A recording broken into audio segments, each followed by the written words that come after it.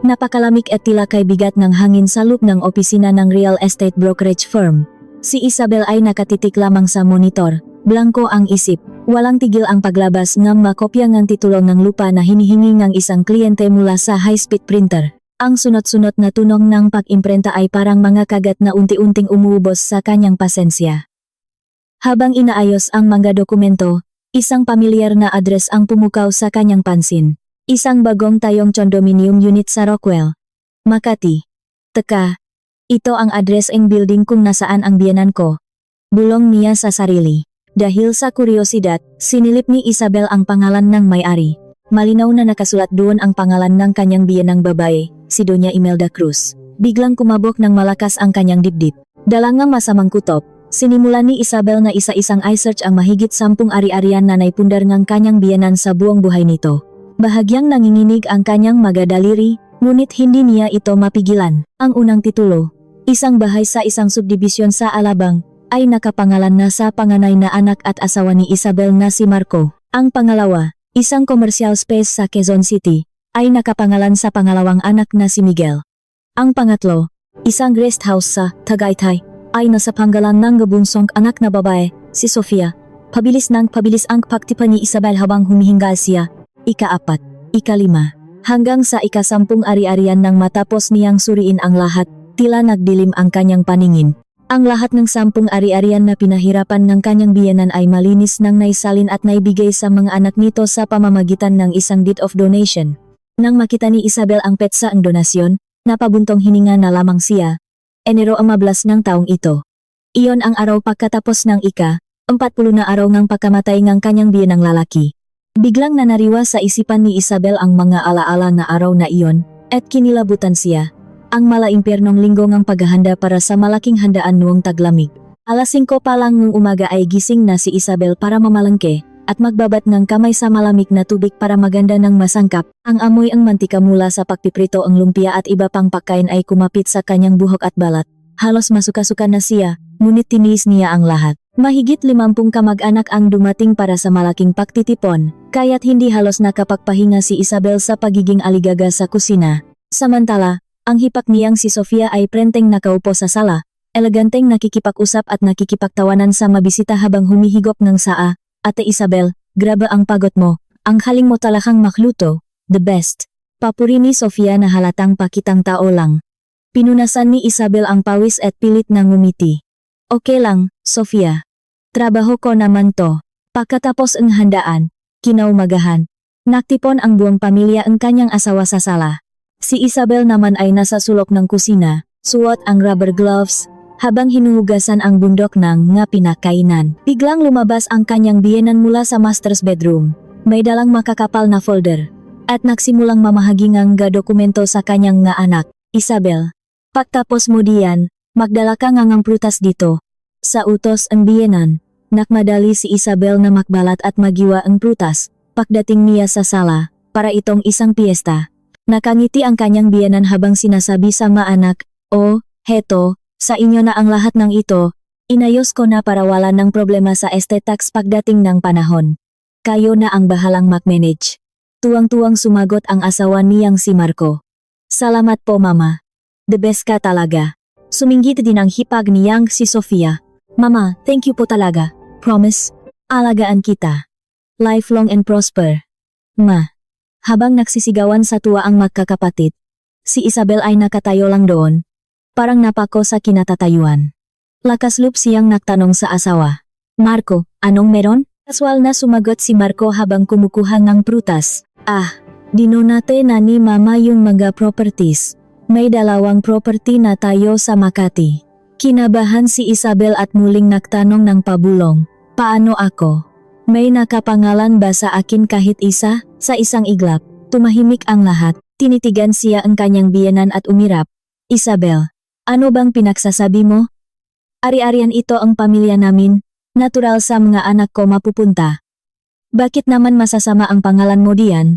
Naramdaman ni Isabel ang galit na namumuo sa kanyang dibdib at nanginginig ang kanyang boses. "Mama, 12 taon na po akong asawa sa pamilyang ito. Mula sa mahandaan hanggang sa pag-alaga sa inyo noong nakasakit kayo, lahat ako ang gumawa." Biglang sumingit ang hipak niyang si Sofia. seryoso ang muha. Ate Isabel, ang kapal naman ng muha mo. Responsibilidad mo yun bilang manugang. Makatwiran bang bigyan ka ng property hindi ka naman namin kadugo? Dinakdagan pa ito ng asawa niyang si Marco. Isabel, anong nangyayari sa iyo? Ayon sa batas, ang manangang magulang ay para sa mag-aanak. Mas magaling ka pa ba sa akin na isang abogado? Bakit bigla kang naging mukhang pra? Sa malamig na salitang iyon ni Marco, nanlamig ang buong katawan ni Isabel. Ang mataong tumuring sa kanya bilang pamilya sa loob ng 12 taon ay biglang naglagay malinaw na linya sa pagitan nila pagdating sa pra. Bumalik si Isabel sa kusina at mahigpit na napahawak sa lababo. Gusto niyang umiyak, ngunit pinigilan niya.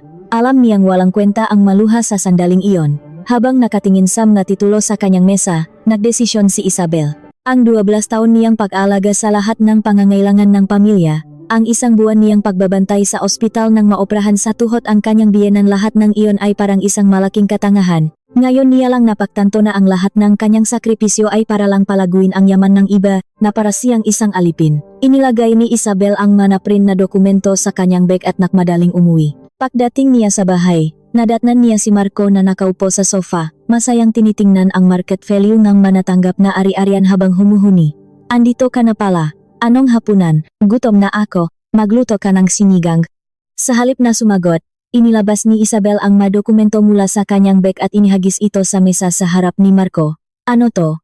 Gulat na tanong ni Marco. Sumagot si Isabel na may malamig na tingin.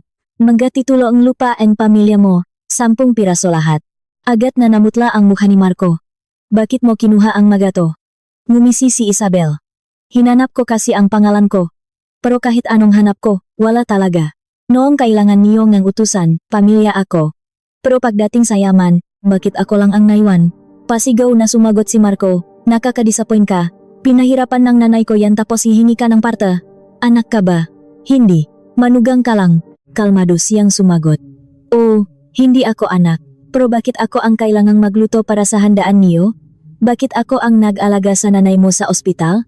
Kung sa mga anak napunta ang yaman, dapat mga anak din ang gumawang responsibilidad. Diba? Napabuntong hininga si Marco na parang hindi makapaniwala. Nananadia ka ba? Nagre-rebelde ka sa akin. Nagumpisa nang mag-ampake si Isabel.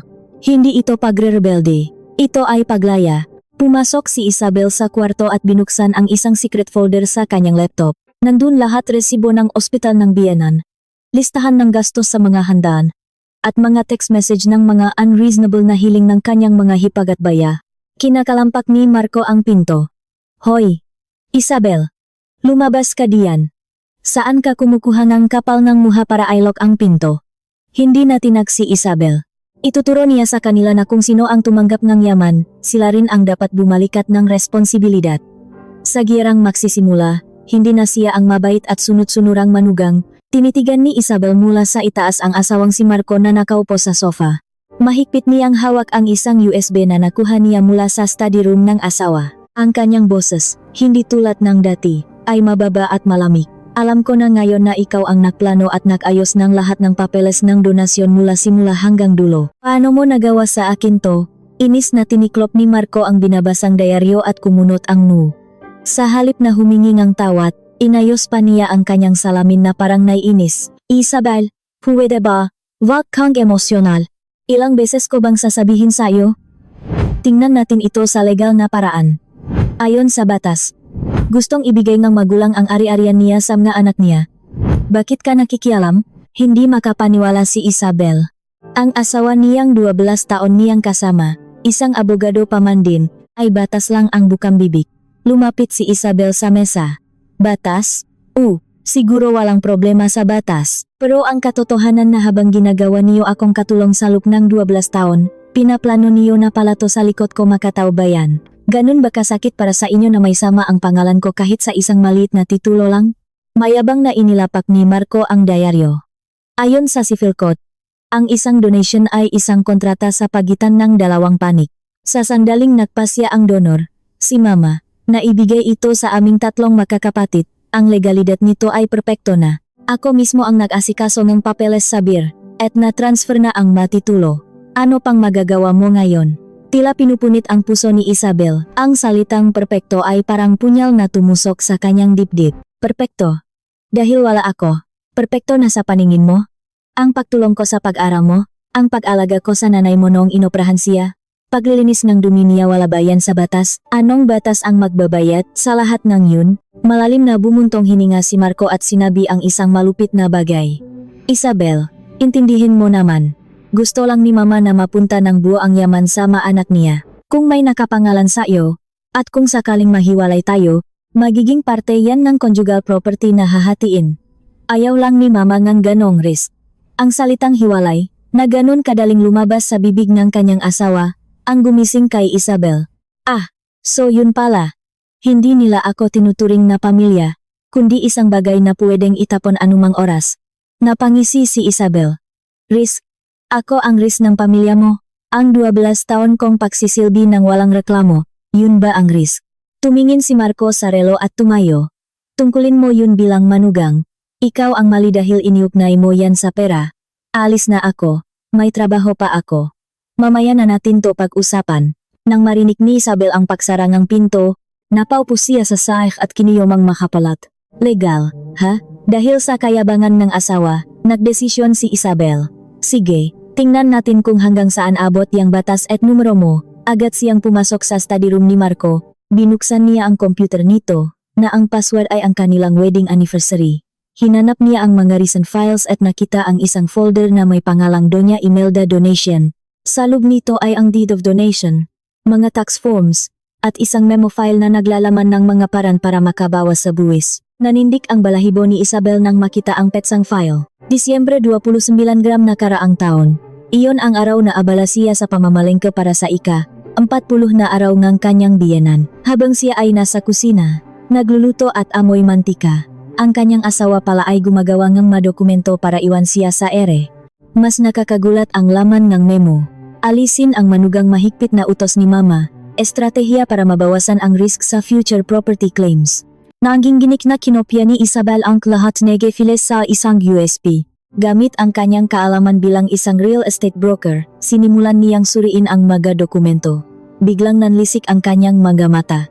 Ang assess value ng ari-arian na idinonate ay sobrang baba. Malinaw na minanipula ito para makabawas sa babayarang buwis. Walang problema sa batas ha? Ginawa mo to para makaiwas sa buwis? Kinuha ni Isabel ang kalkulator at kinompyuta ang diferensya. Milyon-milyon ang halaga. Kapag nalaman ito ng BIR, malaking problema ito. Isa-isa niyang isinulat ang nga ebidensya. Kinuha rin niya ang kanyang malumang notebook ng gastos at mga resibo sa loob ng 12 taon. Sa tuwing na-ospital ang biyenan, laging dahilan ni Marco na busy siya at walang pera naman si Miguel, kaya lahat ng gastusin ay galing sa bulsa ni Isabel. Binuksan niya ang Excel at inilagay ang lahat ng gastos. Gastos sa ospital, 58,000. Gastos sa mga handaan at okasyon, 54,000. Iba pang tulong pinansyal sa pamilya. Umabot ito sa mahigit 2 milyong piso, ang perang pinahirapan niya sa loob ng 12 taon. Kinunan niya ng litrato at iniskan ang bawat resibo. Gabi na nang umuwi si Marco. Nakaupo si Isabel sa madilim na sala. Binuksan ni Marco ang ilaw. Ano ba yan? Nakakagulat ka. Bakit hindi ka man lang makbukas na ila? Nakluto ka na ba? Gutom na ako. Dahan-dahang tumayo si Isabel at inilagay ang USB at isang makapal na folder sa mesa. Ano yan? Tanong ni Marco. Kalmadong sumagot si Isabel. Magkopya ng donation documents galing sa computer mo. Yung mga perpektong papeles na ginawa mo habang naghahanda ako para sa lamay. Ang ganda nga alisin ang manugang na nakasulat doon. Namutla si Marco. Bakit mo pinakialaman ang computer ko? Krimen yan. Tumawa si Isabel. Krimen? Ang ginawa mong tax evasion, hindi ba krimen yon? Bilang isang lisensyadong broker, sa tingin ko kapag isinumbong ko to sa BIR, manganganib ang lisensya mo bilang abogado. At heto, tingnan mo ang maresibo. Halos 2 milyong piso ang nagastos ko para sa pamilya mo sa loob ng 12 taon. Sabi mo, batas ang pag-usapan. Sige. Babawiin ko lahat ng yan ayon sa batas. Hindi makapagsalita si Marco. Kinuha ni Isabel ang kanyang bag mula sa kwarto. Sabi mo walang problema sa batas, di ba? Sige, susundin ko ang batas. Panorin mong maigi kung paano guguho yung matibay na kastilyong binuo mo, nagsisimula pa lang ako. Iniwan ni Isabel si Marco na sumisigaw sa gulat. Malamig ang hangin sa labas, ngunit nag-alap sa pagnanais na magiganti ang kanyang puso. Ituturo niya sa pamilyang binalewala ang 12 taon niyang serbisyo ang pinakamasakit na aral gamit ang lahat ng kanyang kaalaman. 99 missed calls. Nakakatawa. Hindi ko alam kung matatawa ako o mainis. Posible ba to sa isang araw lang? Tinitigan ni Isabel ang screen ng kanyang telepono na puno ng missed calls. Sa itaas, isang pulang numero, 99 namba. Iyon ang kabuwang bilanggang tawag na natanggap niya mula sa kanyang mangga-in-law sa loob ng isang araw. Ang mataong trinato siyang katulong sa loob ng 12 taon ay umaasang mananatili siyang sunod-sunuran. Nagsimula ang lahat alas 6 ng umaga. Isang matinis na ringtone ang gumising sa kanya. Ang hipak niyang si Sofia. Pagkasagot niya, nagsisigaw agad ito. Ate Isabel, emergency. Si Mama. Biglang hinimatay. Dinala namin sa ER. St. Luke's, kailangan mong pumunta agad. Nataranta si Isabel, nagbihis habang nagtatanong. Saang ospital? Pupunta na ako. Papunta ka na rin ba? Tila natural lang na sumagot si Sofia. Ay, hindi ako makakapunta, ate. Kailangan kong ihatid ang mga bata sa school. Tapos asikasuhin pa ang asawa ko. Alam mo naman, umaga ang pinaka-busy. Ikaw na muna ang pumunta, ate. Tapos balitaan mo na lang kami. Pagkasabi nito, ibinaba na ni Sofia ang telepono. Kahit may masamang kutob, umalis si Isabel. Habang nagmamaneho, walang tigil ang pag-vibrate ng kanyang telepono. Ang bayaw naman niyang si Miguel.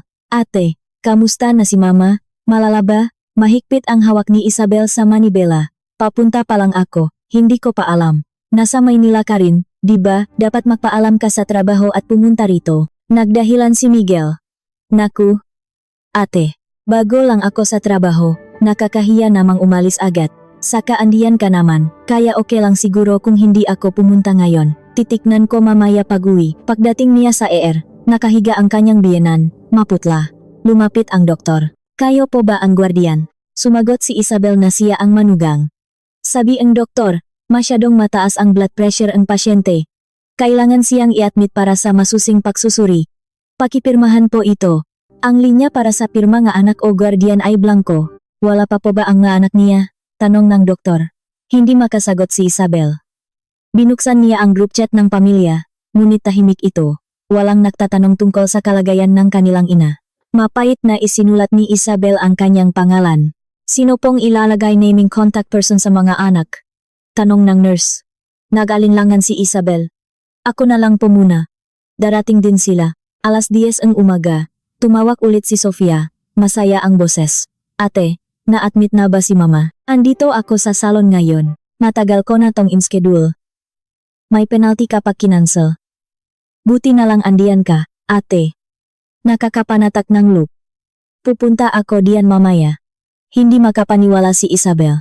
Sofia, nasa ospital ang nanay mo tapos nasa salon ka? Mas importante pa ba yan kaysa sa nanay mo? Nagalit si Sofia. Ate naman, ang kitit nga utak mo. Andiyan ka naman, ano bang magbabago kung pupunta ako? Manugang ka, anak ako. Intindihin mo naman, mas matutuwa, si Mama Pak nakita niya akong maganda mamaya. Pagsapit ng tanghali, tumawag naman ang asawa ni Miguel na si Maylin. Ate, grabe daw sakit ni Mama. Ang hirap ng lagay mo. Nakahanap ka na ba ang caregiver? Hindi kasi kami makakaalis. Kailangan ihatid ang mga bata sa matutor nila. Ikaw na lang humanap, ate, abunuhan mo muna, babayaran ka na lang namin. Alas 3 ng hapon, tumawag na rin si Marco. Isabel, saang room si Mama? May importante akong hearing ngayon. Hindi talaga ako makakapunta. Diyan ka naman hanggang gabi. Diba, walang bahit ng pag-aalala ang boses niya. Nanay mo siya, hindi ba dapat ikaw ang nandito? Bakit ako lang? Sumigaw si Marco. Ano bang problema mo? Naglalaro ba ako? Nagtatrabaho ako? Ganyan ka ba ka-selfish na hindi mo kayang alagaan ang biyenan mo? Pagsapit ng gabi, malamig ang kwarto. Pumasok ang nurse. Kailangan niyo na pangbayaran ang initial deposit para sa admission. Napabuntong hininga si Isabel at inilabas ang kanyang credit card. Ako na po ang magbabayad. Umupo siya sa lobby para magpahinga at tiningnan ang telepono. 99 missed calls pa rin. Marco, 15. Sofia, 24. Miguel, 20. Mylene, 24. Sa lahat ng tawag na iyon, walang tunay na nag-aalala sa kanilang ina. Puro pakpasangang responsibilidad. Alauna ngang madaling araw, tumawag ulit si Sofia. Ate, tulog na si Mama? Ang ganda ngang buhok ko ngayon. Bibilhan ko si mama ngang paborito niyang ensaymada bukas. Hindi na sinagot ni Isabel ang tawag. Inilabas niya ang kanyang laptop at binuksan ang Excel. In-upload niya ang litrato ang resibo at maingat na inilagay ang petsa at halaga. Sunod, kinunan niya ang screenshot ang logs. Kung kayaw niyo na responsibilidad, pero gusto niyo na yaman ching na ching. Lahat ng ginagawa niyo sa akin, isusumbat ko sa inyo gamit ang mga numero. Nagsimula ng magplano ng kanyang paghihiganti si Isabel. Ang mabait na si Isabel ay wala na. Charagifer, nasisiraan ka na ba ang bait? Gastos tayo ang halos 40,000 kada buwan para lang sa ibang tao. Hindi mo ba alam kung gaano kahirap kitain ang pera? Pasigaw na sabi ng biyanan niyang si Doña Imelda, habang inihahagis ang papel na ibinigay ni Isabel. Pinulo ito ni Isabel at kalmadong nagsalita. Mama, ang rat po na isang karegiver ay mahigit 1,000 kada araw. Sa isang buwan, abot po yan na mahigit 30,000. Hindi ko na po kayang mag-isa na alagaan kayo, lalo na't kailangan ko ring buksan ang opisina ko. Ngumisi si Doña Imelda. Sinong magbabayad niyan? Ikaw? Hindi ko hahayaang gastusin ng nga anak ko ang pinahirapan nilang pera diyan. Ayokong maging pabigat sa kanila, kaya ikaw na lang ang mag-alaga. Yan naman ang tungkuling ng manugang, di ba? Napakagatlabi si Isabel. Mama, may trabaho rin po ako. Habang nandito ako, maraming kliyente ang nawawala sa akin, pero hindi nakinig ang biyenan. Ano bang mas importante, trabaho o pamilya? Kapag may sakit ang nakatatanda, dapat iwan ang lahat. Mas panatak ako kung ikaw ang mag-alaga. Baka naman tinatamat ka lang. Tumalikot na ito. Tinawagan ni Isabel si Marco. Marco, ayaw ni mama ng caregiver. Gusto niya ako ang mag-alaga. Hindi ko na kaya. Kausapin mo naman ang kapatid mo. Bumuntong hininga si Marco. Isabel, kilala mo si mama. Kapag nagdesisyon yan, wala nang makakapigil. Ibig sabihin lang niyan, malaki ang tiwala niya sayo. Konting tiis na lang, at ibinaba ang telepono. Mula nun, sa matigas na upuan na natutulog si Isabel, ginigising siya ng biyenan para kumuha ng tubig, magmasahe. Mas magaling ka pa sa mga nurse dito, buti na lang andiyan ka. Kung caregiver yan, baka pinabayaan na ako. Samantala, habang nag-scroll sa telepono, nakita ni Isabel ang Instagram post ni Sofia, nasa isang mamahaling resort sa Palawan, umiinom ng cocktail. Caption, Blessed Island Life. Tinawagan niya ito. Sofia, nasa Palawan ka, habang nag-aagaw buhay ang nanay mo. Masayang sumagot si Sofia. Ate, non-refundable to. Saka andiyan ka naman. Anong magagawa ko diyan? Pinayagan naman ako ni mama. Lalo pang nakdagdag, mas maalagaan mo si mama, kaya enjoy na lang kami dito. Sunod niyang tinawagan si Miguel, nasa Thailand naman kasama ang pamilya. Ang maanak na nakatanggap ng 10 ari-arian ay nagpapakasaya sa ibang bansa, habang ang manugang na walang natanggap ay naglilinis ng dumi ng kanilang ina sa ospital. Kumuhang notebook si Isabel at nagsimulang isulat ang lahat. Pebrero 3, 6 PM, 8 AM, night duty, 14 oras. Pagpalit ng diaper X3, masahe X2, kinumpyuta niya ang katumbas na halaga nito. Sa isang linggo, umabot ito sa mahigit 10,000 piso. Isinulat niya sa pula. Magatagapag mana, nagbabakasyon, manugang na walang mana, sa pilitang pinagtatrabaho, sisingilin lahat. Lumipas ang weekend, walang dumating. Si Sofia, pagod daw sa bayahe. Si Miguel, may trabaho daw. Patuloy pa rin ang pagutos ang biyenan. Ang galing talaga ang kamay mo, Isabel. Si Sofia, ayaw na ayaw gawin to, iba talaga kapag manugang. Sa isip ni Isabel, tingnan natin kung makano ang sisingilin ko sa serbisyong ito. Ang bawat oras, bawat pagod ay naging ebidensya sa kanyang notebook. Malapit na niyang isumite ang kanyang singil. Napatingin si Isabel sa telepono, puno na naman ng missed calls. Alas 6 ng gabi, isang hindi kilalang numero ang tumawag. Hello, isang boses ng lalaki. Ate Isabel, si Jun po ito, kapatid ni Mylene. Ang kapatid ng asawa ang kanyang bayaw. Bakit po? Puno ng yabangan na sinabi ni Jun. Kasi po, sobrang stress na ang ate ko dahil sa pag-alaga kay Tita Imelda. Bilang panganay na manugang, hindi po ba dapat mas maging aktif kayo? Hindi makapaniwala si Isabel. Jun, ni minsan hindi dumalaw si Mylene dito. Anong stress ang sinasabi mo? Ako ang nag-aalaga dito. Sumagot si Jun. Kahit na po, kayo ang panganay. Dapat kayo ang maging ehemplo. Isipin niyo naman ang nararamdaman ng ate ko. Malamig na sumagot si Isabel. June. Hindi porket panganay na manugang ako. Libre na akong caregiver. At saka, hindi mo to pamilya para makialam. Nagalit si June. Ate naman, bakit ang kalkulado niyo? Sa kultura natin, ang manugang ang nag-alaga sa biyenan. Saglit na tumahimik si Isabel. June, mukhang wrong number ka. Nagulat si June. Wala kang karapatang utusan ako. Huwag ka nang tatawag ulit. At ibinaba niya ang telepono. Ilang minuto lang, si Mylen naman ang tumawag, galit na galit. Ate, anong sinabi mo sa kapatid ko? Nag-aalala lang naman siya sa'yo. Sumagot si Isabel, pag-alala, ni hindi nga kayo dumadalaw. Habang ako nabubulok dito, kayo nagpapakasaya. Tapos utusan mo ang kapatid mo para pilitin akong mag-alaga pa? Nagdahilan si Mylen, mahirap umalis, may mga bata. Ikaw ang dapat umintindi. Bakit pa tayo kukuha ng caregiver kung andiyan ka? Ibinaba ni Isabel ang telepono. Maya-maya, sa group chat, nagpost si Mylen. Masyadong sensitive si Ate Isabel ngayon, ingat kayo. Sumang-ayon sina Sofia at Miguel. Tahimik na nagbasa si Isabel at nagtip Mosa. Hindi ako sensitive. Sinasabi ko lang ang toto. Hindi ako ang libreng caregiver ninyo. Sa 2 linggong pag-alaga ko, may utang kayong XXX pesos sa akin. Bayaran niyo yan. Simula bukas, hindi na ako pupunta diyan. Kayo na ang bahala. Pagkatapos pinatay niya ang telepono. Makalipas ang 1 oras, dumating si Marco, galit na galit. Nasisiraan ka na ba? Bakit mo pinos yun? Ang cheap. Sumagot si Isabel nang hindi dumidilat. Kung ang pamilya ay puro sakripisyo lang sa isang tao, ayoko ang ganyang pamilya. Sumigaw si Marco. Huwag kang gumawa ng eskandalo. Humingi kang ng tawad at bumalik ka bukas. Tumayo si Isabel at kinuha ang bag. Sumingit ang biyenan. Isabel, anong klaseng pag-ugalian? Tumingin si Isabel sa kanya. Mama, taurin po ang manugang. Dahil naibigay niyo na sa mga anak niyo ang lahat, sila na po ang dapat mag-alaga sa inyo. Lalabas na po ako sa linya ng responsibilidad na ito. Umalis si Isabel, hindi pinansin ang sigaw ni Marco. Kinuha niya ang notebook at isinulat, Pebrero 15, simula ng welga. Ang maskara ng mabait na manugang ay tuluyan ng natanggal. Ang upa mula sa 10 ari-arian ay aabot ng halos kalahating milyon kada buwan. Sa 1 taon, 6 na milyon. Sa 12 taon, mahigit 70 milyon.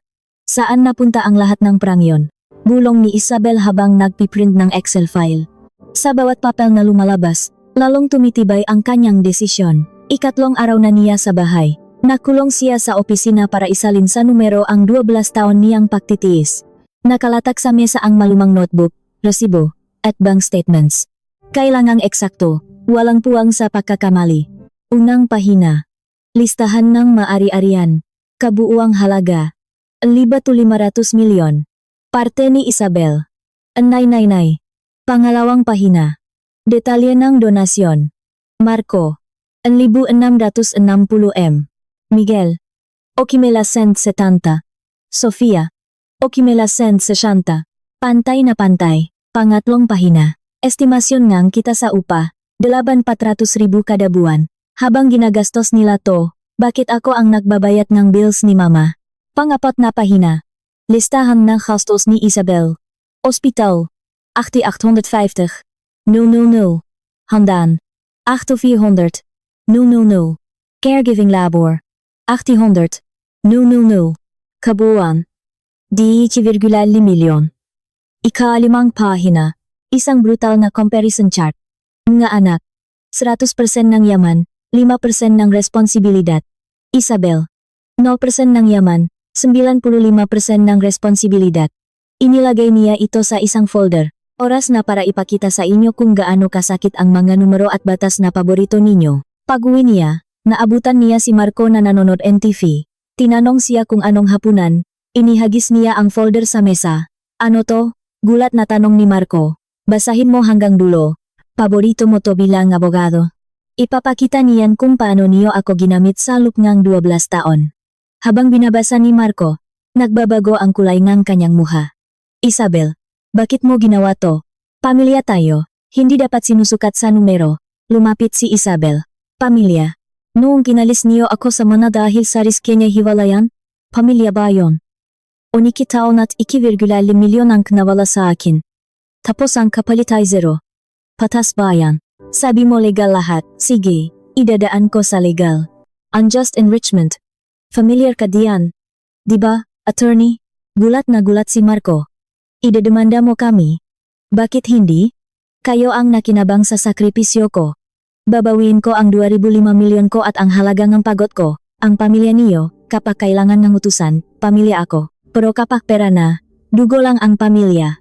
Bakit ako magtitiis sa ganyan? Bago pumasok sa kwarto, idinagdag ni Isabel, at yung 400,000 na upa kada buwan, sabi niyo para sa gastusin ni mama, pero bakit ako ang nagbabayad?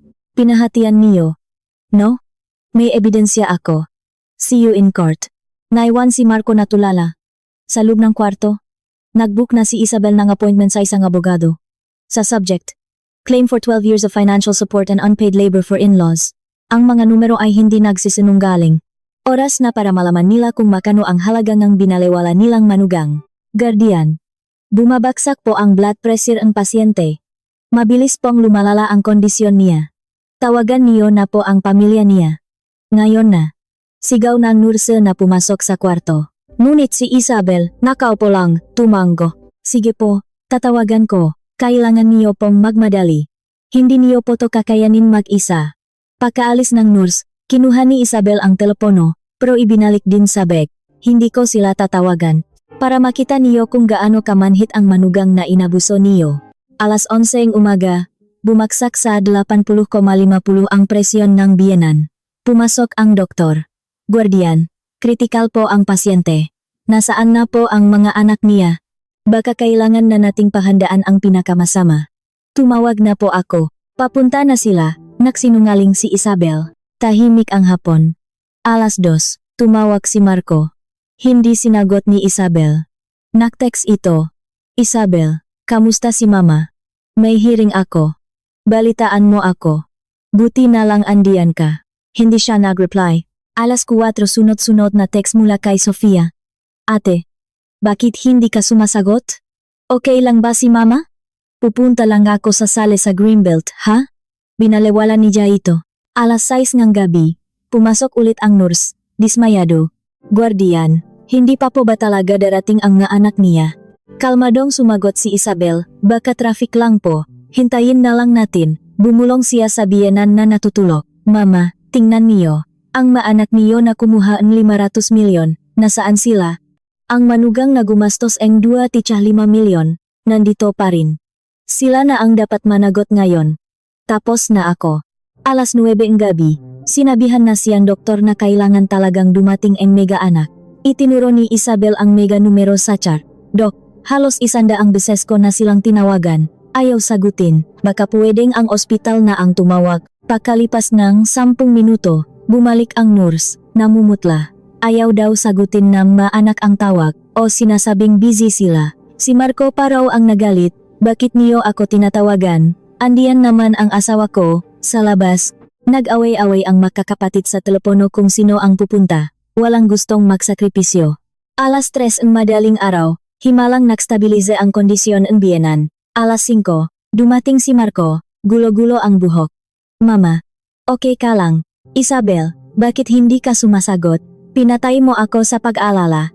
Sumagot si Isabel habang nag-ayos ng gamit. Ngayon ka lang, halos mamatay na ang nanay mo habang busy ka sa mapapeles mo. Andiyan ka naman, di ba? Sapat na yon, ngumisi si Isabel. Hindi. Palit na tayo na bantay. Dumating na ang anak, uwi na ang manugang. Ang obligasyon ko, tapos na. Lahat ng gastusin at responsibilidad, sa inyo na, mga tagapakmana. Tinabik niya ang kamay ni Marco at umalis. Sa labas, sumisikat na ang araw. Ang pamilyang huli kong dumating ang pinakamalaki ang nakuha. Panorin ko kung paano kayo guguho. Pinaandar niya ang sasakyan. Ang tunay na paghihiganti ang demanda ay malapit nang dumating. Change of guardian form po ba? Nagtatakang tanong ng staff sa admin office ng ospital. Si Isabel kasi ang laging nag-aasikaso ng lahat. Ngunit matatak si Isabel. Opo, alisin ko na po ang pangalan ko bilang guardian. Ilagay niyo po ang anak niyang si Marco Cruz. Sa kanya na po lahat ng tawag at desisyon. Bakit po bigla? Tanong ng staff. Dahil kung sino po ang tagapakmana, sila rin po dapat ang may responsibilidad. At dahil wala po ako sa listahan ng tagapakmana, babalik na lang po ako sa lugar ko. Kinuha niya si Marco mula sa kwarto at pinapirma. Pirmahan mo to. Simula ngayon, lahat ng tawag ng ospital, sa'yo na. Nanginginig na pumirma si Marco. Pag-uwi ni Isabel, ipinost niya sa group chat ang Excel file ng kanyang magastos na umaabot sa 805 milyon. Ito po ang listahan ng managastos ko sa loob ng 12 taon. Dahil wala akong natanggap na mana, inaasahan kong ang matagapakmana ang maghati-hati sa responsibilidad mula ngayon. Unang tumawag si Sofia, sumisiga. Ate, nababaliw ka na ba? Bakit mo to pinost? Ang cheap! Sofia, noong tinanggap mo yung 160 milyon mo, tinanong mo ba ako, kapakmana? Kayo-kayo lang, kapak trabaho. Ako? Kung ayaw mong magbayad, isauli mo ang minana mo. Ibinaba niya ang tawag. Ganon din ang ginawa niya kay Miguel. Kinabukasan, hindi na talaga pumunta si Isabel sa ospital. Nag-focus siya sa trabaho at sa sarili. Nag-text si Marco, hinahanap daw siya ng nanay nila. Reply ni Isabel, hindi na ako ang guardian. Kayo ang anak. Kayo ang umayos. Makalipas ang 1 linggo, sa ospital, nag-away na ang magkakapatid kung sino ang magbabantay. Si Doña Imelda, habang nakikinig, puno ngalit at pagsisisi, akala niya, kapag ibinigay niya ang lahat sa mga anak, aalagaan siya. Ngunit mas masahol pa pala sila sa inaasahan niya. Pero si Isabel pa rin ang sinisisi. Samantala, si Isabel ay masaya sa kanyang opisina. May hawak na text mula sa kanyang abogado. Handa na po ang lahat. Ngumiti si Isabel. Handa na rin ako. Ang pamilyang Sakim sayaman pero takot sa responsibilidad ay malapit nang matikman ang bunga ng kanilang ginawa. Dahil kung walang parte sa mana, wala ring parte sa problema. Malaya na si Isabel.